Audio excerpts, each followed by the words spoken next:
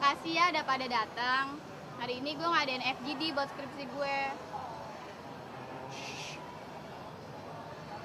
Ngapain lo? Konferensi pers?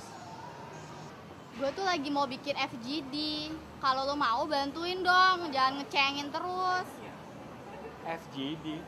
Mana bisa di sini? Ya apa salahnya? Gua kasih tau nih ya, FGD itu nggak boleh di tempat terbuka kayak gini. Lebih bagus di tempat tertutup. Lagi pula nih ya, lo juga butuh 2 orang asisten. Bantuin gue dong. Besok ada simulasi FGD-nya Bu Laurike. Gimana? Lo mau ikut?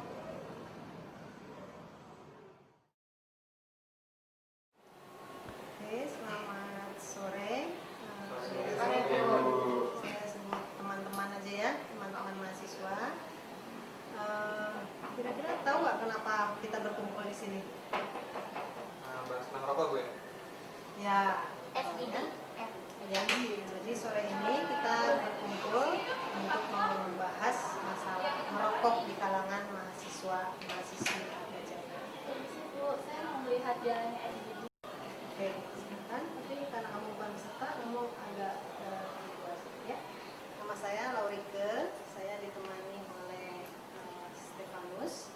Di sini selama 1,5 jam, kira-kira saya akan berperan sebagai fasilitator atau moderator diskusi. Sementara Stefanus akan mendampingi saya untuk mencatat proses yang terjadi dan nanti di akhir diskusi ini menyimpulkan. Nah, untuk perkenalan, saya akan membagikan kartu-kartu seperti ini ya. Nanti saya akan membagikan satu kartu kepada setiap orang. Tolong kamu menuliskan namanya di atas dan di bawahnya kamu gambarkan sebuah simbol mengenai diri sendiri. Ya, cukup jelas? Jelas. Ya, jadi kita bagikan kartunya sama satu spidol. Nanti tolong ditulis ya. Tolong dibagikan.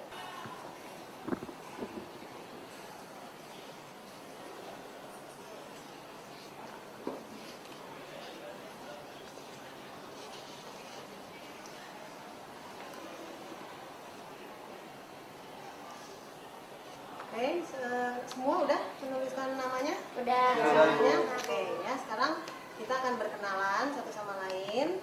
Caranya adalah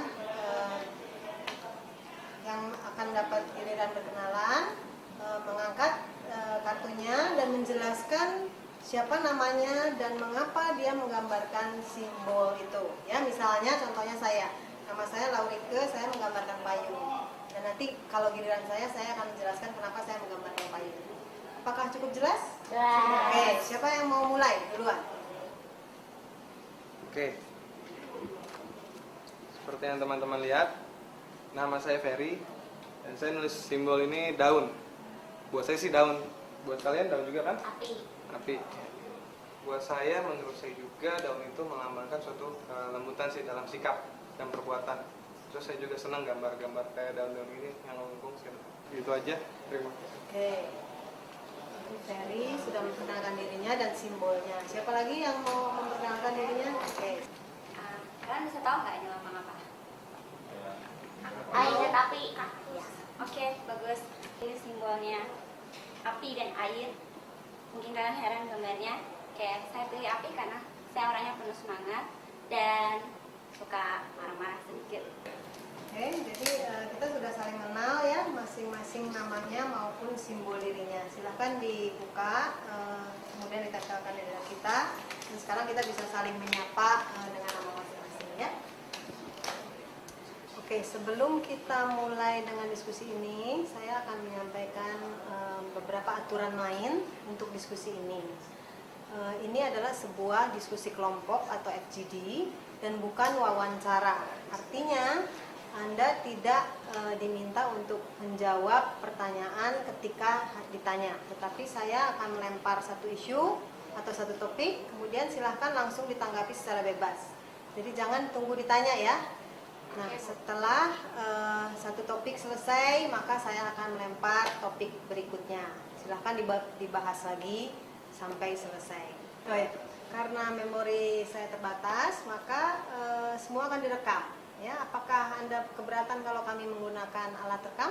Tidak. Ya, kalau gitu kami akan meletakkan alat rekam di sini, tapi jangan terganggu karena nanti Stefanus yang akan mengamati apakah sudah perlu diganti kasetnya atau tidak ya. Itu yang pertama. Nah, diskusi ini akan berjalan kurang lebih 1,5 jam atau sampai 2 jam ya. Nah, untuk mengurangi jenuhan nanti kalau di tengah-tengah haus kita akan menyediakan air putih, tetapi saya berharap tidak mengganggu prosesnya ya. Jadi kita boleh minum, kita boleh makan permen, tapi kita terus saja lanjutkan diskusi ini sampai selesai. Bisa? Bisa. Oke. Nah, sekali lagi saya sampaikan tujuannya adalah membicarakan masalah rokok di kalangan mahasiswa Atmajaya ya. Apakah kalian keberatan nggak kalau nanti hasil penelitian ini mengungkapkan nama-nama kalian? Tidak. Ya, kalau tidak ada keberatan maka kita akan mulai dengan diskusinya. Masih ada pertanyaan? Nggak ada. Bisa kita mulai diskusinya? Oke.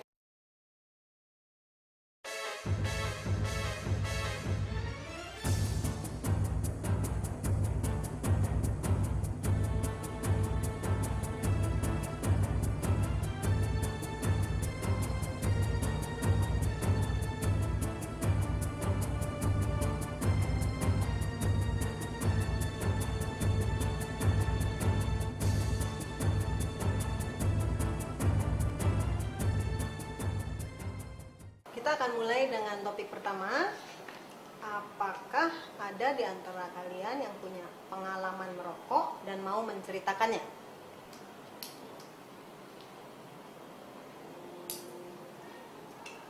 Waktu SMA saya kan punya geng gitu di sekolah. Jadi saya ngerokok karena dulu geng-geng saya tuh pada ngerokok semua gitu.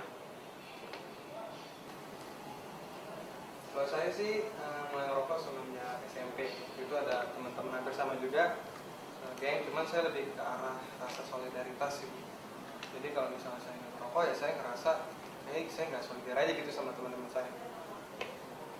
Solidaritas ya, Iya. jadi yang menjadi alasan. Saya biasa sih ngerokok di kampus doang sama teman-teman. Tapi kalau di rumah saya nggak ngerokok, takut juga sama mama saya. Pengalaman merokok tidak harus pengalaman pribadi, tapi pengalaman di sekitarnya mungkin. Saya Bu, saya tuh sering banget Bu, tiap hari pulang kuliah nggak ada kerjaan nonton TV. Jadi saya ngeliat iklan rokok terus. Akhirnya saya tertarik, saya nyobain. Baik, itu tadi alasan-alasan kenapa mahasiswa-mahasiswi Atmajaya banyak yang merokok ya. Kita lihat ada alasan ikut-ikutan, ada alasan mencontoh, ada alasan mencoba ya. Nah, sekarang topik yang kedua. Apa pendapat kalian mengenai dampak merokok? Silahkan, siapa saja yang punya pendapat langsung saja. Silakan. Mau ngomongin soal dampak sih sebenarnya lebih ke arah kesehatan juga sih, kayak misalnya pernapasan. Kalau buat saya, pernapasan saya itu semenjak ngerokok emang kerasa berat sih. Kadang-kadang kalau saya misalnya olahraga Bu, itu kerasa banget, kayak baru lari sebentar kayaknya udah lari bermil-mil gitu, pokoknya udah ngap banget gitu. Kalau saya Bu, lebih berat ke masalah penampilan. Soalnya dari sepengalaman saya, banyak teman-teman saya cewek-cewek itu bibirnya jadi agak hitam-hitam. Tapi Bu, dibalik semua dampak-dampak negatif, saya sih bilang merokok itu ada dampak positif ya. Kita tuh ngebantu ya, ibu-ibu, bapak-bapak yang jadi pelinting rokok kan buat itu juga Bu, tingkat pekerjaan juga. Kalau nggak semuanya pada nganggur. Kalau menurut saya Juga sih.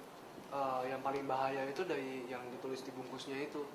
Ya ada kegangguan janin ya kan, impotensi gitu. Enggak juga sih, itu kalau mungkin yang rokoknya banyak, misalnya sehari 3 bungkus ya mungkin. Cuman kalau sampai kayak janin-janin gitu sih, enggak lah ya, enggak terlalu banget sih.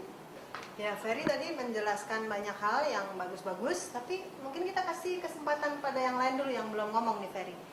Ya, ini. Saya lagi nih Bu. Saya dampaknya dari money. Ya, pasti belum kepikiran ya. Kalau kalian merokoknya seperti saya, yang 1 bungkus bisa habis sehari. Anggap 1 bungkusnya 10.000. 10.000 kali 30 hari. 300.000. 300.000 sebulan disia-siain aja buat rokok yang habis kebuang. Mending buat belanja dan beli make up. Tapi buat rokok itu udah jadi kebutuhan pokok. Jadi wajar lah ngeluarin duit gede buat rokok. Nah, semua udah berpendapat, hanya Mbak Tias nih kelihatannya yang belum kedengeran suaranya. Apa pendapat Tias tentang dampak merokok? Mungkin kalau merokok di saya lebih kayak nurunin image kali ya. Jadinya kayaknya dilihat orang kayak kurang bagus image-nya gitu. Maksudnya image-nya? Jadi kayaknya cewek kok merokok. Cewek nggak bener kali. Apa pendapat teman-teman yang lain mengenai pendapat Tias bahwa merokok bisa mengganggu image? Nah, kalau buat saya Bu, bener Ferry, juga sih. sebentar ya Ferry, coba ya. Kamu namanya siapa? Ya. Tika. Iya. Tika. Ferry dari tadi udah banyak sekali pendapatnya Tika nih yang belum kedengeran. Menurut saya benar sih kata Tias gitu bahwa image-nya jadi jelek. Tapi selain itu mungkin lebih ke kita perempuan, nanti pasti kita akan mengandung. Nah itu kan juga akan mempengaruhi gitu. Bagaimana nanti kelanjutan dari janin kita gitu. Itu kan juga mempengaruhi. Kehamilan ya, bahaya kan ya. Bener banget loh. Oke. Tapi nggak juga, bagi sebagian orang-orang yang bekerja, menurut mereka image gak penting. Yang penting mereka melepas stres mereka dengan cara merokok. Tapi saya juga heran ya, kenapa orang sudah tahu dampak negatifnya masih aja banyak yang ngerokok. Lu ngerokok kan Bu? Ya iya sih.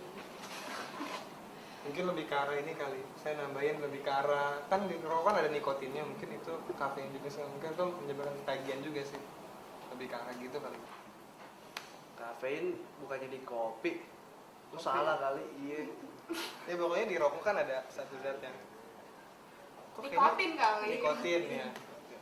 Kafein mah nama band.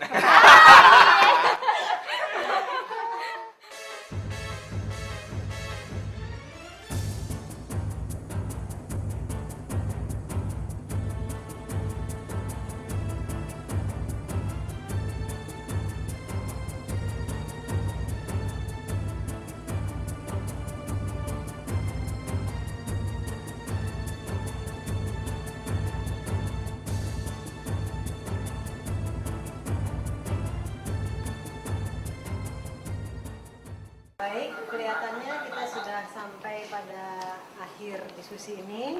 Semua pendapatnya menarik sekali. Ada yang pro merokok, ada yang kontra merokok, ada yang melihat dampaknya positif, ada yang melihat dampaknya negatif.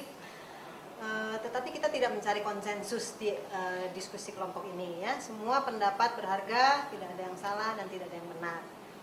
Nah, sebagai penutup, Stefano. Jadi kesimpulan diskusi kita hari ini, pertama, ada banyak alasan mahasiswa merokok. Antara lain karena pergaulan, iklan, dan yang paling berpengaruh adalah dorongan dari teman segeng. Kedua, yang dimaksud dengan teman segeng adalah kelompok bermain di kampus dan di luar kampus. Ketiga, pengaruh teman kuat, sehingga dipaksa atau tidak, kita akan merokok agar diterima dalam kelompok. Yang terakhir, dampak merokok mempengaruhi kesehatan, mempengaruhi anak-anak kecil untuk merokok, dan mempengaruhi image perempuan. Terima kasih. Baik, terima kasih teman-teman atas semua informasi yang sudah diberikan. Diskusinya sangat menarik, sangat hidup. Mudah-mudahan semua ini bermanfaat untuk penelitian kita.